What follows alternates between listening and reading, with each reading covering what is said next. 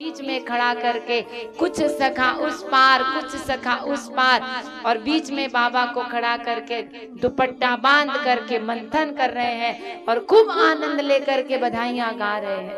इतना उत्सव मना, इतना उत्सव मना, इतना दान किया बाबा ने, खूब नाच गाना बधाइयां चलती रही। इतने में संत जन भक्त जन ब्रज के बताते हैं कि उसी गोकुल में, उसी ब्रज में 80 साल की बुढ़िया, उसको पता चला कि नंद बाबा के यहाँ पर, नंद रानी के यहाँ पे पुत्र हुआ है और बहुत बड़ा उत्सव, बधाइयां गाई जा रही। तो उसके मन में भी आया कि मैं भी जाऊंगी उत्सव में। तो उस बुढ़िया ने, 80 साल की बुढ़िया ने सिंदूर को खोल करके अपनी शादी की साड़ी निकाली और उसको पहन करके सज धज के बाबा के महल के आंगन के पास पहुंच गई।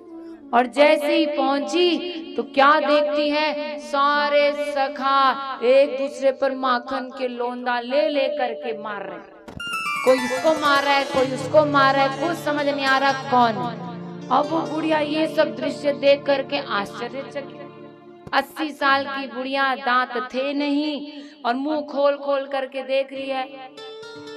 इतने में चटाक से एक माखन का लोंदा उसके पास आया, पटाक से सीधा अंदर गया और खा खा करके आनंद ले रही। इतने में तो एक ब्रजवासी आकर कहते, अरे मैया क्या बात है, ये खड़े खड़े नाच के आनंद ले रही है, लल्ला के दर्शन करने नहीं जाएगी क्या?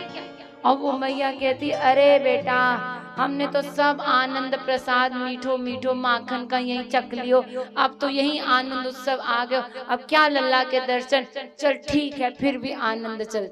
तो खूब आनंद ले रहे हैं सारे भक्तजन और सारे ब्रजवासी। और यहाँ तक भागवत में लिखा है, बाबा ने बहुत गैयाओं का दान किया ब्राह्मणों को, यहाँ तक कि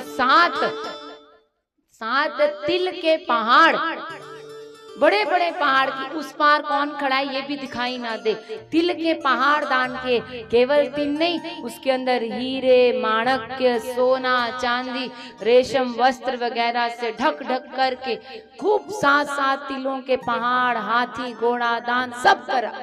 तो खूब बाबा ने उत्सव मनाया, सब ब्रजवासी खूब आनंद से बधाइयां गाए। और उसके बाद अब जब से लल्ला आए हैं, रोज बाबा के यहाँ पर, नंद बाबा के यहाँ बधाइयां गा रहे हैं। तो ऐसे श्रीमद् भागवत में फिर बताया है कि अब लल्ला 6 दिन के हुए, तो 6 दिन के लल्ला हुए। इधर कंस को व्याकुलता हो गई जब से ये सुना कि ब्रज में मेरा काल पैदा हो गया है, तो वो सोचने लगा कि किसको भेजूं जो मेरे काल का अंत कर सके। तब उसको याद आया कि एक ही है, कौन? पूतना। पूतना माने, पूत का मतलब क्या होता है? पुत्र, यानी जो पुत्र बालकों को मारने वाली, पुत्रों को खाने वाली, बच्चों को खाने वाली को पूतना कहते हैं। तो पूतना को भेजा। तो पूतना की लीला आप जानते हैं, उसको मैं बताऊंगी नहीं क्योंकि आप सब जानते हैं। तो पूतना को भेजा, 6 दिन के लाला है लेके, पूतना का उद्धार कर दिया भगवान ने। फिर 1-1.5 महीना हुआ भगवान के जन्म नक्षत्र का समय, तो 1 दिन की बात, 1-1.5 महीने लगभग के बाद हो गए।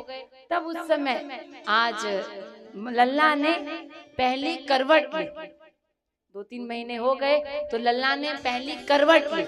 तो जैसी करवट ली तो आकर के सखियों ने कहा, अरे नंदरानी उत्सव मनाओ, उत्सव मनाओ। क्या हो गया? अरे लल्ला ने करवट ली है।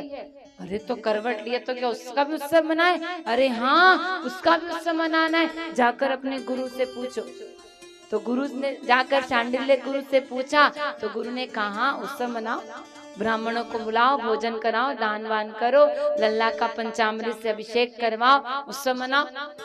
तब फिर ब्राह्मणों को बुलाया, तब फिर लल्ला का पंचामृत से अभिषेक करवाया, नहलाया धुलाया, सुंदर सुंदर वस्त्र पहनाए। इतने में यहाँ पर लल्ला को फिर नींद आने लगी। मैया ने दूध पिलाया और लल्ला को सुलाया, लेकिन देखा घर में तो बड़ा शोरगुल है, बधाइयां हो रही हैं, लल्ला को नींद नहीं आएगी। तो फिर पलना लेकर के, झूले का पालना लेकर के आंगन में चली गई और एक शकट के नीचे लल्ला को सुलाया। और आप जानते हैं उसी शकट के ऊपर शक्तासुर नाम का राक्षस था, जो पिछले जन्म में जो हिरण्याक्ष का पुत्र उत्कच था, लोमश ऋषि के श्राप से वो देह रहित हो गया था, तो इसीलिए आज अपनी मुक्ति के लिए शकट पर बैठा था। तो मैया तो इधर ब्राह्मणों को खिला रही है और लल्ला की नींद खुल गई। लल्ला रो रहा है, मैया को पुकार रहा है, लेकिन मैया का ध्यान नहीं। मैया तो अपना बधाइयों में, ब्राह्मणों को दान वान करने में व्यस्त।